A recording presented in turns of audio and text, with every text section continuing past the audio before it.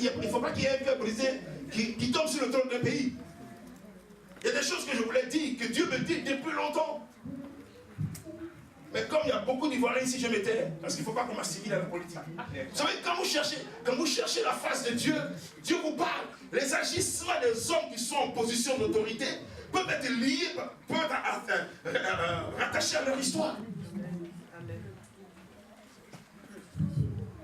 Malheur à vous, si quelqu'un qui vous gouverne a été blessé, s'il a été blessé, le jour qu'il est en position, frère, tu sais ce qu'il va faire? Il va avoir plusieurs blessures. Parce que c'est logique. C'est logique, bien sûr. Non, il n'y a pas quelqu'un qui est blessé qui va prendre une position de chef d'État et qui va dire non, j'aime le peuple. Il y a des gens qui vont choisir, qui vont chérir. Mais ceux qui l'ont blessé là, il va traiter avec eux. Et il le fait. Les gens vont dire non, les méchants. Non! Toute blessure amène l'amertume qui reproduit la vengeance. Il est facile de se venger quand on vous a blessé.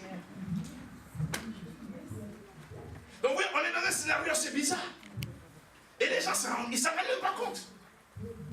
Parce que étant blessé, ses pensées sont trouées, elles sont ouvertes à l'expression de Satan. Il peut lui parler. Tu as vu ce qu'ils t'ont fait hier? Tu as vu ce qu'ils ont fait là? Ils avaient fait ceci. Quand tu n'étais pas encore là, voilà ce qu'ils ont fait. Ils ont fait ceci, ils ont fait cela. Tu vas laisser cela. Tu vas laisser cela. Je sais qu'ils t'ont juré là. Tu vas laisser. Le monsieur il est assis. Au moment où il est couché dans son palais là, il n'y a plus de conseillers autour de lui. Hein. Il a un seul conseiller la nuit.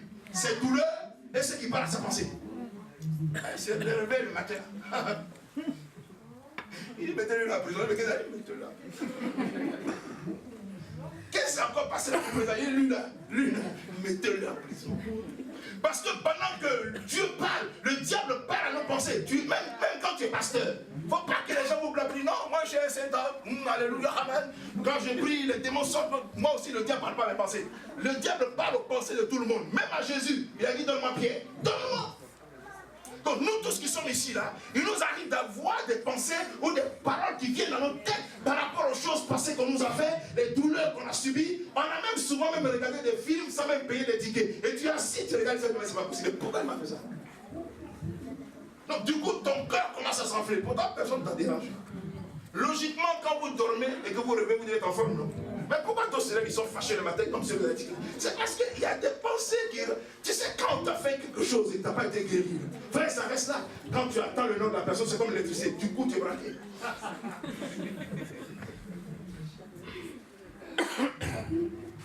Mais tout ça, c'est parce qu'il y a un plan de Dieu.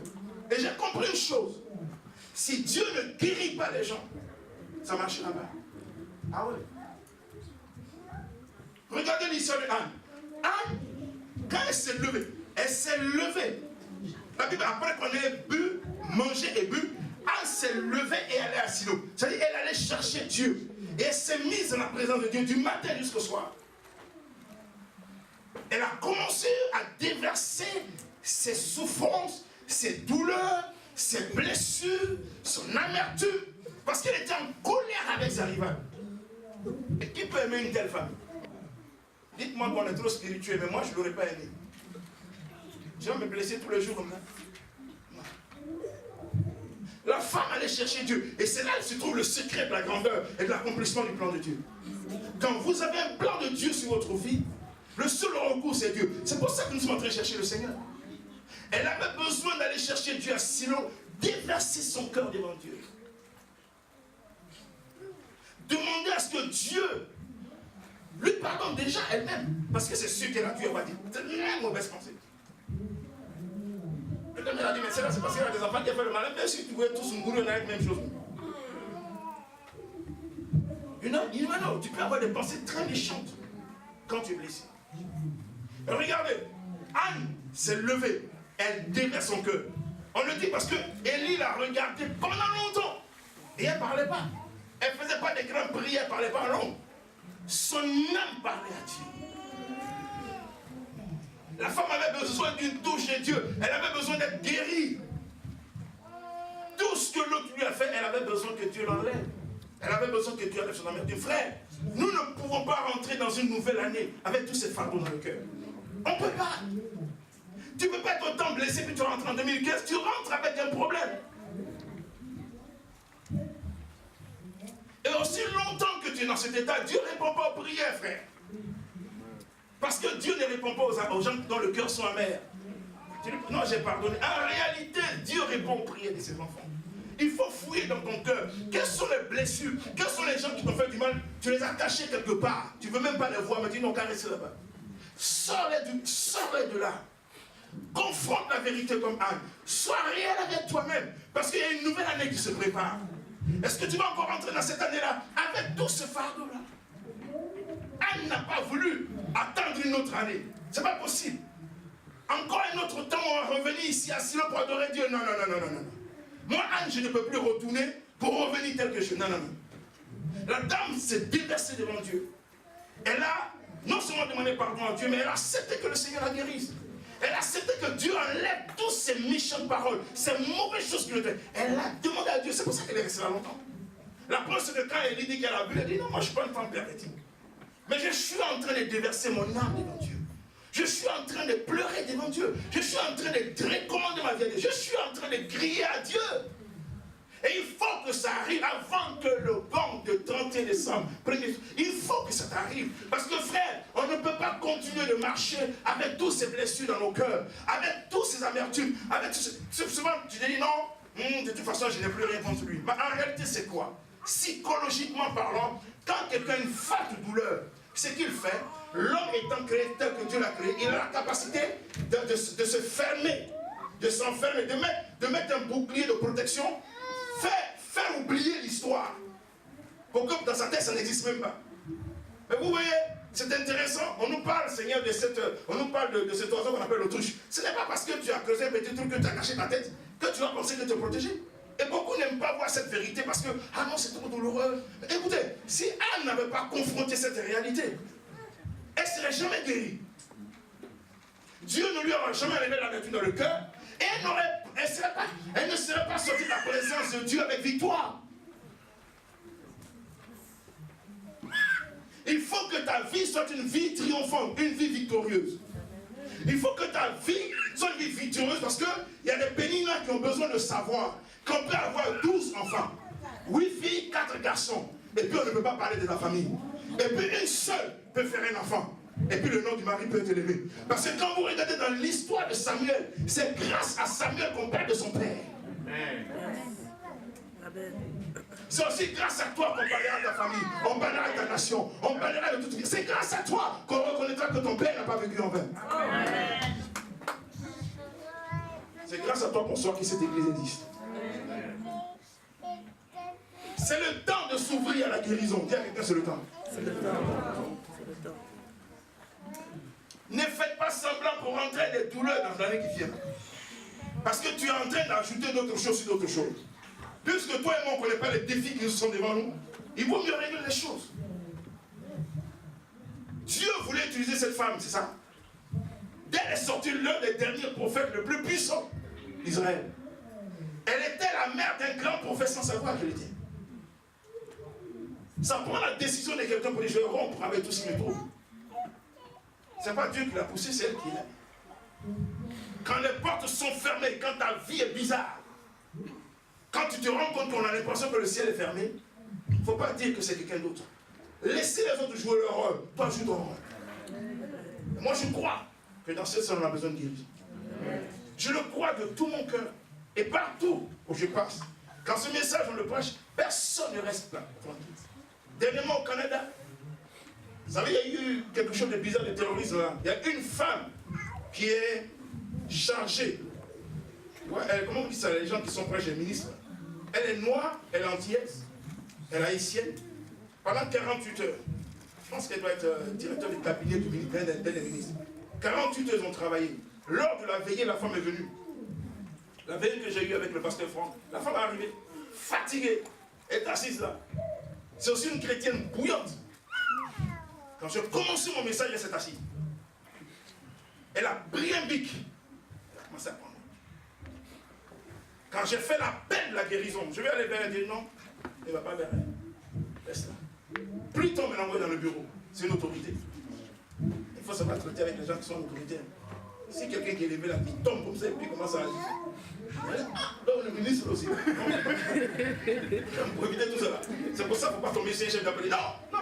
Tu le prends doucement. Ça fait partie de la statue qu'il a. Est-ce que vous comprenez un peu? Mais regardez. On ne savait pas que toute la salle était blessée. Même le pasteur lui-même. Il dit, je te rends le témoignage de ma vie. Il dit, ouais. Ça c'est fort. Donc tout le quartier général qui est là, nous sommes tous des blessés. C'est-à-dire les gens sont des blessés de guerre. Ils portent en eux des blessures, d'autres d'espérateurs qu'on ne voit pas. Mon frère, tout le monde est blessé. Pendant que je parle, vous voyez par exemple, il y a des parents, des femmes dont les maris sont allés en guerre. Parce que les gens créent des guerres, n'est-ce pas? Aujourd'hui les femmes la pleurent. Pourquoi? Parce que leurs maris ne sont pas de retour. Leurs enfants entendent leur papa lors de Noël, n'est-ce pas? Elles ne vont plus jamais les voir. Ça c'est des cœurs blessés. Mais finalement, je comprends pourquoi le ministère de Jésus, c'est d'abord de nous guérir le cœur. C'était pas de guérir le tibia, mon frère. C'était parce que quelqu'un t'a quelque part offensé. Et tu sais, c'est des choses que tu fais semblant d'oublier. Mais toi-même, tu sais que quand tu approches la personne, tu as une réaction. Tu ne l'aimes plus. On est bien sincère. C'est pas que tu n'aimes plus pour sortir avec elle, mais tu n'aimes même pas.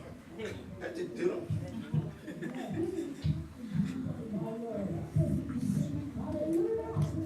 Je veux qu'on s'écoute. David, Jérémie a dit dans Jérémie chapitre 17, verset 15, il dit, guéris-moi, ô Seigneur, et je serai guéri. Sauve-moi et je serai sauvé, parce que tu es ma gloire. Nous allons commencer ce message sur la guérison émotionnelle jusqu'au 30e. Je l'ai commencé, je vais le continuer demain soir, je le continuerai mardi soir, et on va clore mercredi soir. Dieu me met à cœur. Il faut prier pour les gens blessés. Le but de ce ministère, c'était ça en fait. Rentrons dans la 7e année. Nous ne voulons pas louper. Ceux qui ne sont pas là, ils ont le possibilité de se rattraper. Il faut que Dieu guérisse son église. On nous disait tout à l'heure, il y a beaucoup qui sont restés à la maison à cause des pasteurs. Ce n'est pas blessure. Guéris-moi, oh Dieu, je serai guéri. Sauve-moi, je serai sauvé, parce que tu m'as gloire. Même Jérémie, à un moment donné dans ce ministère, lui dit, Seigneur, il faut que tu me guérisses. Je suis prophète, mais on me maltraite trop, on me frappe. Les souffrances, les offenses de ceux qui haïssent Dieu tombent sur moi, dit Jésus. Je veux que tu demandes à Dieu de te guérir. Réponds ton âme. Tu vois, Anne n'a pas eu le prophète pour lui parler. Il lui a dit, qu'est-ce que tu fais? Tu as pu? Elle dit non. C'est mon âme qui parle. Je souffre dans mon cœur. Je suis une femme dont le cœur souffre. Mais tu es aussi un homme dont le cœur souffre. Les gens disent non, quand on est un homme, on ne pleure pas. C'est leur loi. C'est quand tu sais que ton cœur a été touché. Quand tu sais que même quand tu t'amuses à un moment donné, tu te souviens de ce qui est arrivé. Et puis tu t'attristes. Je crois qu'il faut que tu dises à Dieu de te guérir. Dieu ne te dit pas de haïr la personne qui t'a fait du mal. Mais il te demande, viens. Le Seigneur lui-même a promis dans le psaume 147 de guérir tous ceux qui ont le cœur brisé. Frère, on est tous des cœurs brisés. Et ça donne le droit à Satan de rentrer dans nos vies, de donner des songes qui sont méchants. Il y a des choses qu'on vit dans les songes. Je dis, mais d'où ça sort? Alors que quelque part, la porte est bien ouverte. La blessure s'est assise. Tes finances, ton travail, les débouchés, les choses que tu recherches, ta promotion, toi-même tu sais que tu mérites mieux que ça, ça tarde à venir. En fait, il y a des choses qui sont bloquées parce que l'ennemi a réussi à blesser. Et maintenant, est-ce que les cœurs sont vrais devant Dieu? Non. Soyons comme Anne ce matin. Anne, la mère de Samuel, elle est sortie de là guérie. Elle est sortie de là victorieuse. Et elle est sortie de la présence de Dieu avec sa promesse. Elle voulait un enfant. C'était son souci majeur. Dieu lui a dit, tu es un enfant. Il y a des gens ici qui s'attendent à Dieu. Il y a ceux qui vont voir ce message sur YouTube, qui s'attendent à Dieu, qui sont dans le désespoir. Ne désespérons pas. Il y a toujours un jour que Dieu choisit. Anne, elle a eu son jour. Elle a eu le jour où elle a rompu avec son histoire, avec ses injures, avec son amertume, avec ses douleurs, avec ses blessures. Ça lui a pris un jour pour dire, je me lève, j'irai vers Dieu. Il est le restaurateur, celui qui bâtit. Il bâtit sur d'anciennes ruines. Il restaure les villes qui sont en décombre. Dieu va restaurer ma vie. 2015, laisse Dieu te restaurer. Ne rentre pas dans cette année avec ces douleurs, avec toutes ces souffrances que tu portes en toi, qui font que tous tes ennemis ont le droit sur toi. Tu es vaincu dans tes songes et tu es vaincu dans la vie elle-même. tu n'as pas de vie victorieuse. Et pourtant, la Bible dit que toi et moi, nous sommes plus que vainqueurs.